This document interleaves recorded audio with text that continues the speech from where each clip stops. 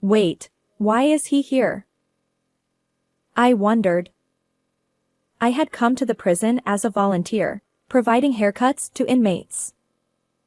And there, unexpectedly, was my husband, the same man who had disappeared 15 years ago in a maritime accident.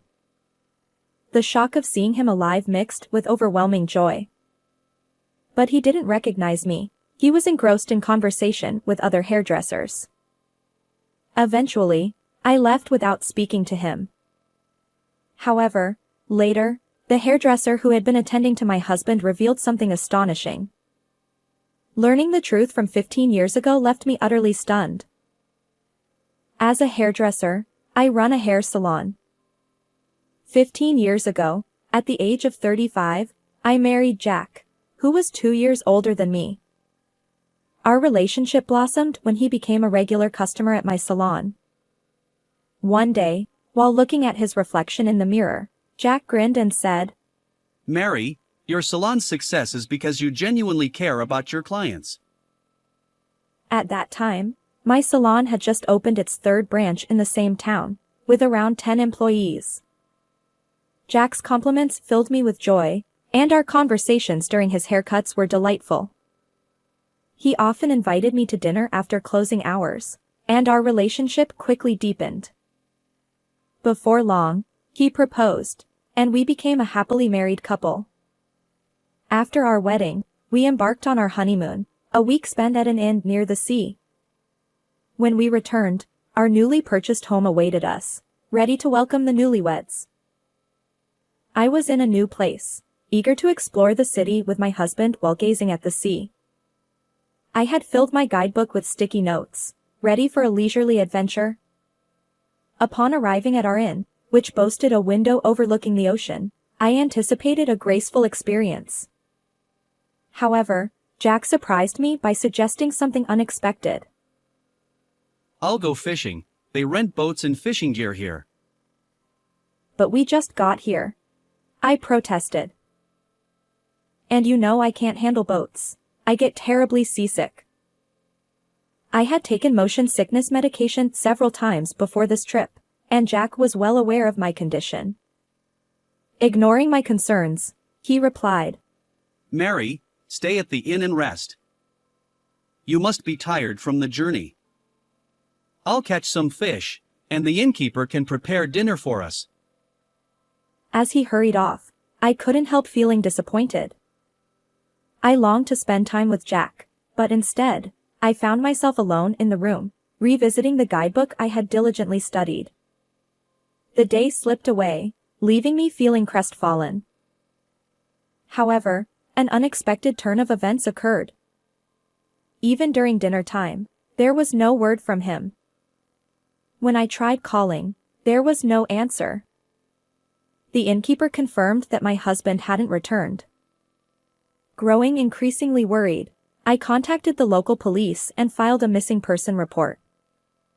By then, it was late at night, so I returned to the inn with heavy steps, knowing that the search for my husband would begin the next morning. The shocking news came the following day. "Wait, they found the capsized boat?" I asked, my head spinning. According to the police, they discovered a smartphone submerged along with the boat, but they couldn't confirm his whereabouts. As a result, my husband was officially declared missing.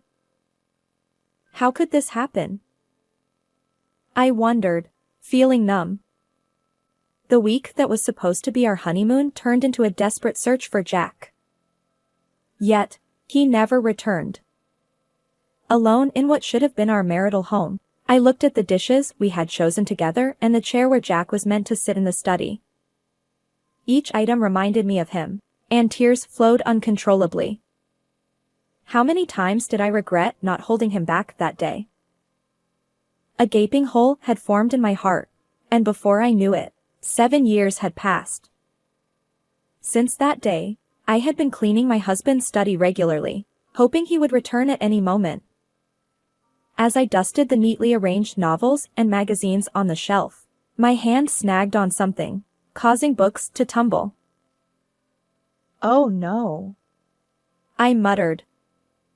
When I bent down to retrieve them, I noticed a brown envelope hidden at the back of the shelf.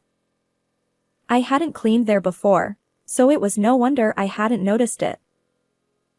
Upon closer inspection, the envelope bore the name of a dubious financial institution, filling me with fear. Realizing this was too heavy a burden to bear alone, I immediately contacted an acquaintance and shared everything. They suggested calling the number written on the envelope to find out what was going on. Little did I know that what awaited me afterward would reveal facts I had been blissfully unaware of at the time. Huh? Jack had a $250,000 debt? I never heard about that. According to my acquaintance's confirmation, my husband incurred significant losses in the stock market and borrowed money from that company to repay it. I was stunned, my mind going blank, and dizziness washing over me.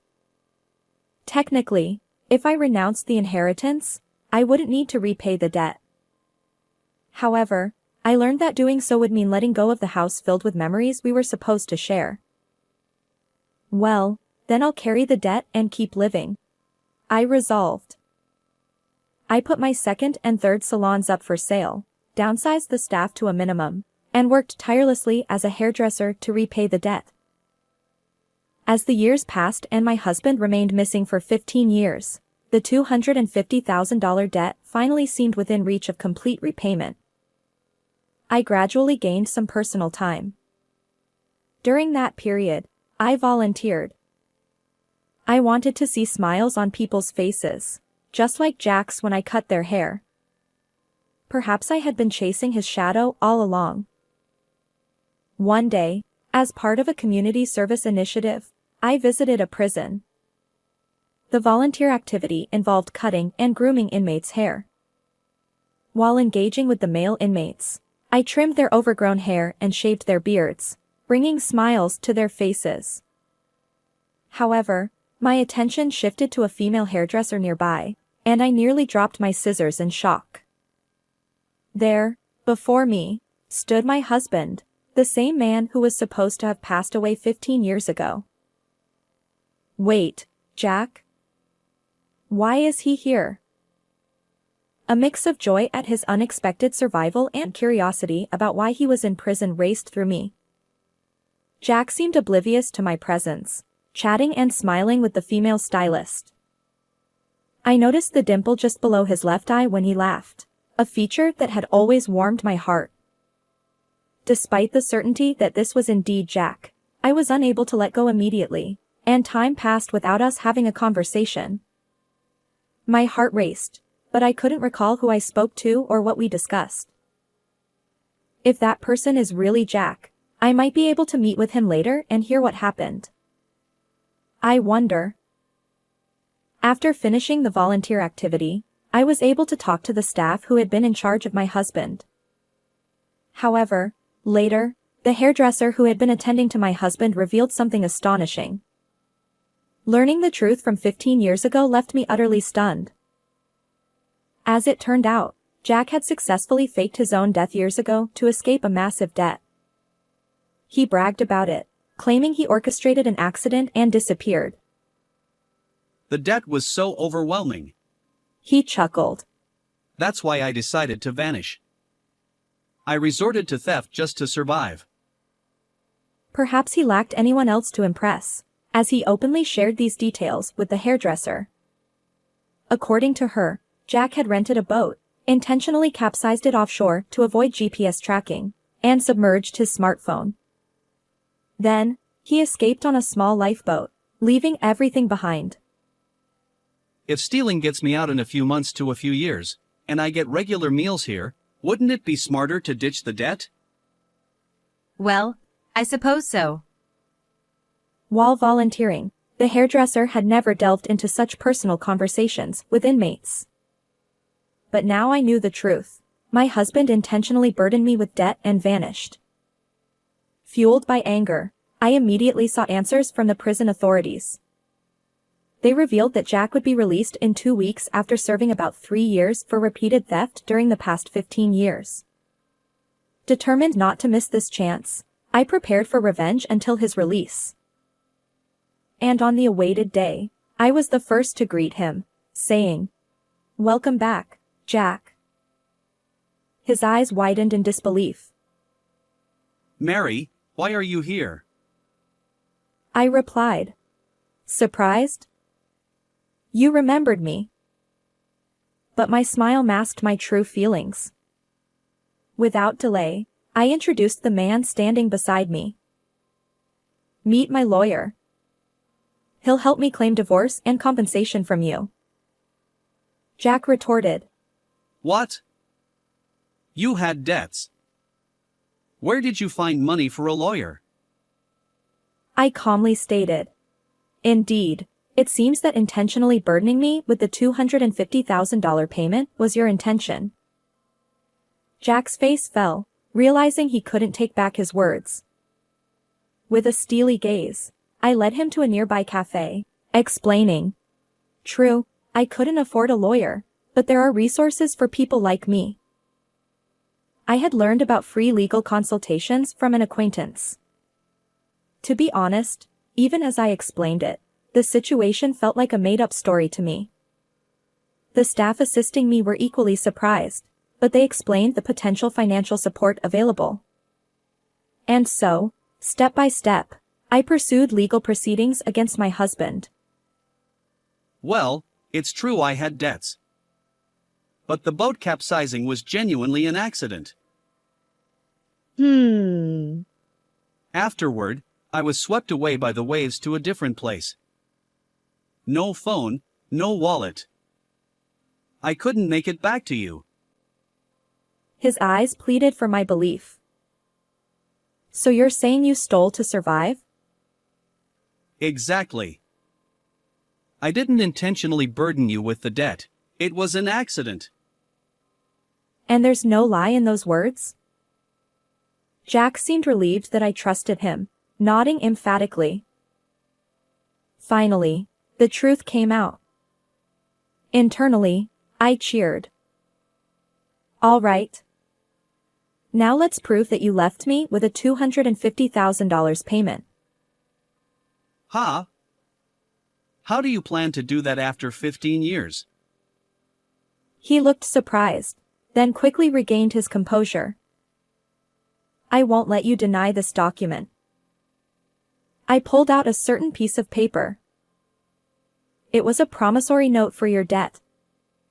My name was written without my consent in the co-guarantor section, and even my signature was forged. However, when Jack saw it, he just snorted dismissively. If your name is written there, then you must have written it, right? What does this prove? Did you think I hadn't requested handwriting analysis? Your handwriting has already been exposed. Seeing my husband struggle for words, I moved on to the next evidence. The proof that you disappeared is the missing person report filed during our honeymoon trip. You seem to want to steer the conversation against me. Jack still tried to put up a front, but sweat appeared on his forehead, and he nervously fidgeted with his fingers. But, don't you need evidence that I never intended to repay from the beginning? Jack found an escape route. There's no way to provide evidence of human emotions, right? He wore a smug expression as he said this. However, if he thought I would let him off the hook, he was sorely mistaken. Oh, did you forget? Weren't you the one who confessed voluntarily? What are you talking about? 2 weeks ago, you were bragging to the volunteer hairdresser, weren't you? At that moment, my husband's face turned pale as if it were drawn in a picture. Were you there? If we can get her testimony from that time, it'll be evidence that you never intended to repay. I continued. He tried to dismiss the hairdresser's testimony, claiming we were just colleagues at the volunteer event. But we had only met for the first time there. Although we worked in the same field, it was our initial encounter, and she wouldn't know my background. I continued to corner my husband relentlessly. And then, I decided to play my final card. It seems the police are investigating you. This time, for fraud against me. I revealed. Jack visibly swallowed nervously, and I leaned in closer. Just so you know, even if you're released and try to work somewhere, I'll make sure every place knows exactly what you've done. My husband must have seen me as a demon. Tears welled up in his eyes, and he began to apologize, crawling on the cafe floor. Please forgive me. Let's start a new life as a couple. It's fine, you don't need to do that. He looked up at me with an expression full of hope, as if wondering if I might forgive him. And that's when I pushed Jack off the cliff. If you pay me compensation for being burdened with your debt and alimony for our divorce, that'll be sufficient. I can't afford that. Then borrow from someone else. After all, that's your specialty, isn't it? I smiled at the despicable man who had deceived me all along. I won't let you walk into a new life. I'll make you suffer twice as much as the 15 years I endured. Accept your fate. As he wailed, tears and snot mixing, the police, whom the lawyer had called, arrived. And Jack was taken away. Afterward, my husband confessed everything during police interrogation. With the help of a lawyer, I emerged victorious in court, receiving $250,000 in damages from him and completely repaying the debt.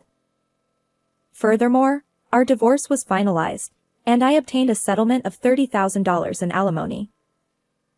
Meanwhile, Jack returned to the confines of prison. This time, his sentence extended even further due to deceiving me for 15 years. No one visits him, and I certainly have no intention of doing so. Jack will likely spend his days in that dim cell, isolated and alone. Even if he were released, his tarnished reputation and lack of trust would make survival difficult. To ensure Jack couldn't track me down, I sold the cherished house I had protected for him. I moved into an apartment, enjoying a comfortable and carefree life. Living in the apartment felt like the right choice from the beginning. As a successful salon owner, I might even reopen the third branch I had once let go. In this way, after letting go of all unnecessary baggage, the world sparkled anew. How did you find this story? Don't forget to subscribe to the channel. Let's meet in the next video.